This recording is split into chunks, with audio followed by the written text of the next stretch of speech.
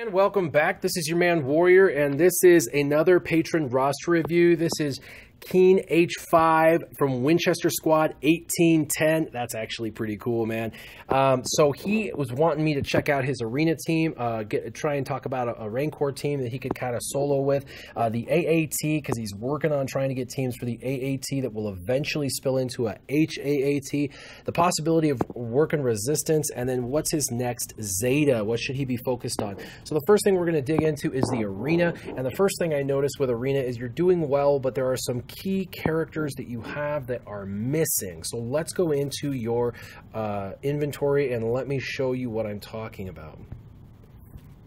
So the first thing I noticed when I kind of come through your squad is I notice all of a sudden, what? Grand Admiral Thrawn is 5 stars, but only, he's level 85, but he's not even geared up. He's literally at gear level 1. And Thrawn is one of the, he's in the top 10 best characters in history in this game. You have him at 5 stars. That's totally viable. And I'm sure you're thinking, well, he's not viable in the, heroic AAT or something like that along that lines, and you've probably just dismissed. But at 5 stars, he's even at 5 stars, he's one of the best characters you can bring in arena now that can get you into the top 50. Definitely want to immediately put him into your favorites and start gearing him up. And in the next row directly below, you see R2-D2 at 6 stars, gear 1, level 50. What? Definitely want R2-D2 and Thrawn. Both of those characters leveled up. Super important that you level both of those characters up and get them as high as possible for arena and other parts of the game.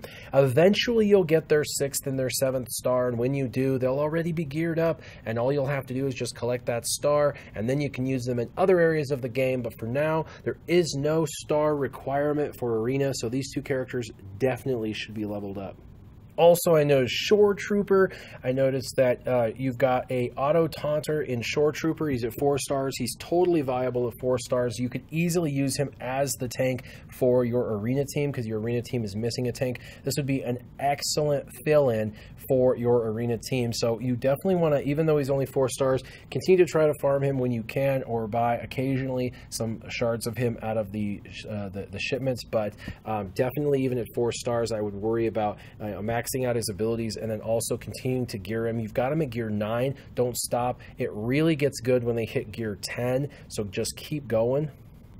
And the last thing I noticed is you don't have Commander Luke Skywalker, and so one of those things is you are definitely going to want to develop the team to be able to unlock Commander Luke Skywalker. That may be coming around possibly in December. That's at least the rumor anyway. Potentially that could happen. It may not, but they do last minute events all the time, so you'll want to be prepared for that, because once you can get Commander Luke Skywalker, he's going to help you in all facets of the game.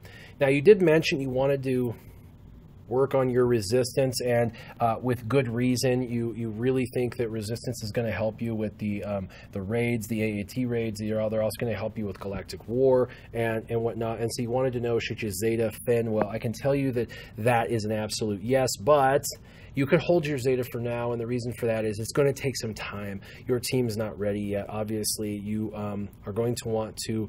You're just AAT. You're not heroic yet, so you could still take in your R2-D2, Poe, Finn, Resistance, and Trooper. But you're going to want to get Pilot up to 6 stars for the AAT, and then you're also going to want to gear these guys up. I mean, all of them are really low gear, pretty much non-existent. But once you get them up to gear 8 even, and that's really fast and really easy to do for the most part. It would take you almost,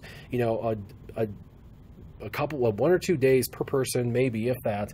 You're a Dolphin too. You might, you could spend just a tiny bit to get some crystals to be able to get some of the key gear, but you could get them to gear 8 or gear 9 pretty quickly. And gear 8 or gear 9 is really all you need them for, because the real trick to this is just putting your fastest mods on Poe and you're done. Potency on the rest, and everybody's going to do exposes, and they're going to be able to just reduce a ton of the turn meter on the other side, and constantly give them self turn meter and reset their own cooldowns and do damage. And even if the because the damage they're dealing is the exposed damage, which is not based off of what they're hitting for. Rather, it's based off of the 20% of the opponent's health. So it really doesn't matter how high they are, really just a fast PO and you're good. Continue to farm them all, of course, because you do want them eventually at 7 stars for when you guys decide to start doing the heroic AAT. But this would be a good Zeta. I don't know if I would say this is the next Zeta per se, but you do have an R2-D2 and he has a couple Zetas, so numbers crunch is really on the top of my mind, but I wouldn't even throw it on him yet because you've got him at gear 1, so there's that. Also, let's go ahead and go into Rancor. As far as Rancor goes, you could definitely use your Darth Vader. You've got Darth Vader and you've got his Zeta on Darth Vader, so that's excellent. Another individual that could roll with Darth Vader is going to be Sidious. Darth Sidious is going to remove turn meter. He also has the ability to add damage over time, which is going to help Vader speed up how much damage he does when he throws his culling blade. He also, in and of himself, does expose, which does a good amount of damage. And he'll remove turn meter underneath Darth Vader. Of course, you've got TIE Fighter Pilot for the tenacity down, turn meter reduction, and high damage dealing. TIE Fighter Pilot's excellent. You could also put buff immunity. It's just one more ability that he has, you know, also ability block. There's different debuffs he can add. Every debuff is going to give more damage when Vader throws his culling blade. And then the last two I'm going to suggest probably for this is going to be Teebo and R2-D2. Now, obviously, R2-D2 is only 6 stars. You got to get him 7 stars before this will be complete. Until then, you can fill him in with somebody else, such as Fives, who does speed down on the primary target. But Teebo with R2-D2, Teebo can stealth for a few turns.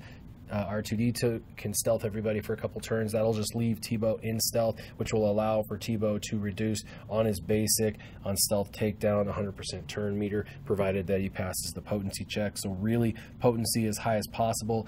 For free-to-play in Dolphins, you're really going to want to shoot to that 65% potency mark, but if you can't get to that, you know, do your very best. And if you can get over 65%, you'll be doing really well for yourself. So that would be the team that I would suggest: Darth Vader, Teebo, R2-D2, TIE Fighter Pilot, and Sid.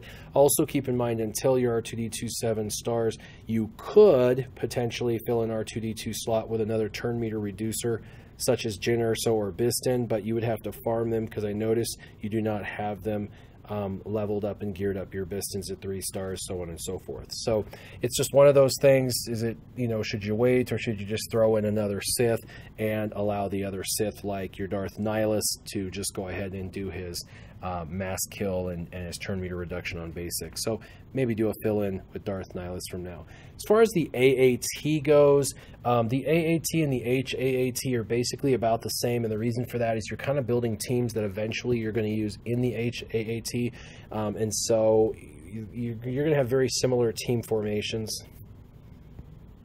As far as phase 1 goes, I mean, there are lots of people who, you know, use Kylo Ren to solo it with all those, you know, resets, or they're using Savage to try and solo it, but they're having to do, you know, a bunch of escapes or, you know, resets or escapes just like they do with Kylo Ren. Those are long, time-consuming things, and you can do that, but just a good old-fashioned team to get a few 100,000, jump in and do the damage and get out, it'd be a Jedi team.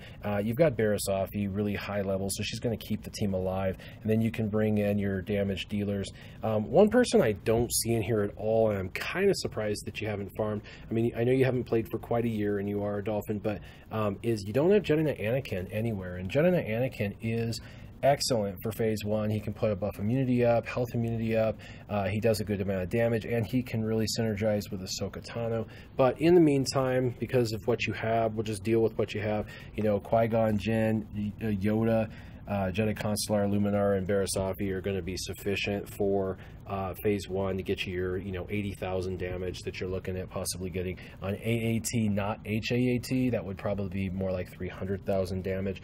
I haven't ran an AAT ever, so because I've always been HAAT, but I know from, you know, video I've seen that the Jedi team can do, you know, 300,000 to 500,000 where you have them geared. Obviously, if you continue to gear them, they'll do better. As far as phase 2, I do like I've told a lot of people, I would run a Sith hybrid team. With a Sith hybrid team, you can run Darth Vader lead, your Darth Nihilus, your Darth Sidious, your Darth Maul. Now, with all 4 of those comes AoEs, comes, you know, massive damage. It's an excellent team for Phase 2 to really knock the tank out pretty fast. And then I would also take those 4 Sith and pair them with Boba Fett. Obviously, Boba Fett and Darth Vader are a match made in heaven. One puts the dots up, the other one knocks them down. It's pretty awesome. Really, really high damage potential with Boba Fett and Darth Vader together. For Phase 3, I really wanted to suggest, you know, Chief Chirpa lead, but you don't have him, so you could use your Teebo in Phase 3, and you could do a Teebo team kind of thing with Teebo and Emperor Palpatine running that combination. Obviously, your Emperor Palpatine looks great. He's Gear 11, and your TIE Fighter pilot's at, you know, 7-star Gear 9, so he's going to be able to play. So that trio is definitely great for damage dealing, and the ability to go into stealth is going to help with the countering possibility. The other thing is you're going to want to protect him with a couple of tanks. And when I look at tanks, really you only have a couple that are even viable, and really I would throw Stormtrooper Han and Kanan into this. I know that's kind of weird, but Kanan and Stormtrooper Han are both taunting tanks. They're going to be able to help kind of keep this team alive while you're trying to do as much damage as possible. The other thing is you know, Jyn Erso and Thrawn, characters like that, they can swap turns with another player. So having Jyn Erso, which is someone you've never farmed, I would definitely recommend farming her. She can speed this Phase 3 team up significantly. The way that works is she goes, you make her fast, she goes, she gives her turn to Emperor Palpatine, he shocks, then he goes again, shocks, you know, so he shocks, then she goes, and she switches her turn to him, he shocks a second droid, you know, and so you can do that. Same thing with Thrawn, same basic principle, giving their turn over to Emperor Palpatine to get shocks off faster. Make sure you have potency and lots of offense on Emperor Palpatine so he can do as much damage as possible and land those shocks. That's really the most important on those 2 things. And then for Phase 4, I'd really recommend Rebels. You could use, you know, characters like your Wedge and your Biggs. They're going to work really, really well together. Leia is going to work well in this team. Admiral Akbar is going to give you extra turns. And your Lando right now for AAT is fine, but when you go to HAAT, you're going to have to get him up to 7 stars. But definitely you can do that. So, you know, with Jedi running your Phase 1, Sith in Phase 2, that hybrid Emperor Palpatine Teebo team in Phase 3, and Rebels in Phase 4.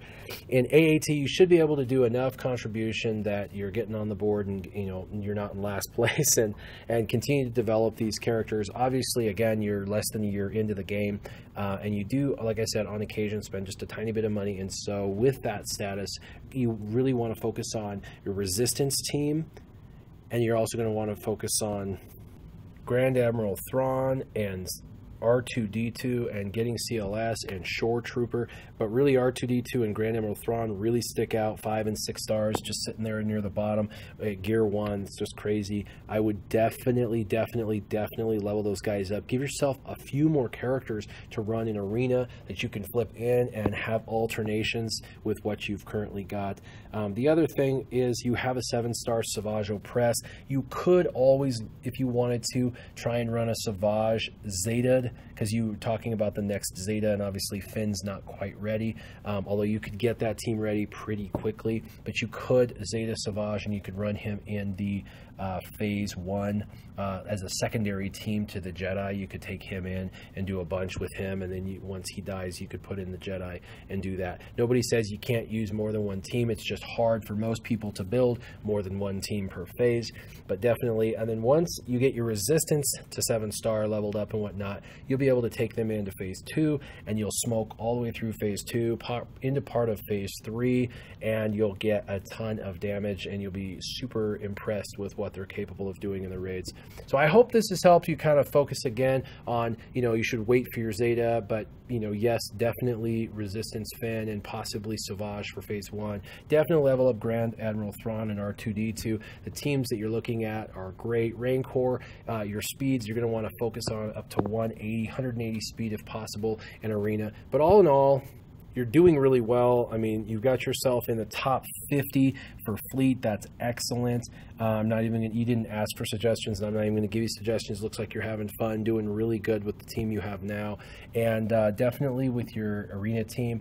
Once you get, you know, R2D2 up and Thrawn up and Shore up, you're going to definitely be able to do a whole lot better. Having Shoretrooper as an auto taunt and a healer and a crit hit immunity, he's kind of like the poor man's General Kenobi if you can't get General Kenobi. So for anybody listening, if you don't have General Kenobi, Shoretrooper is going to be easier to get, and he's totally viable at 3 stars. Even if you buy, you know, 3 shards at 150 crystals out of the store, do it, because even at his unlock at 3 stars, he's going to be viable, and he's not a terrible gear as far as gearing him up in comparison to like a General Kenobi. So he's great for arena, and he's kind of, like I said, the poor man's General Kenobi with crit hit immunity, auto taunting, and the ability to heal the entire team in that process. So leave comments for KeenH5, KeenH5 in the comments down below if you have any questions, or if you want to just tell him what you think about his roster, or things maybe that I missed that you think he should focus on. As always, keep your gaming on. Warrior out.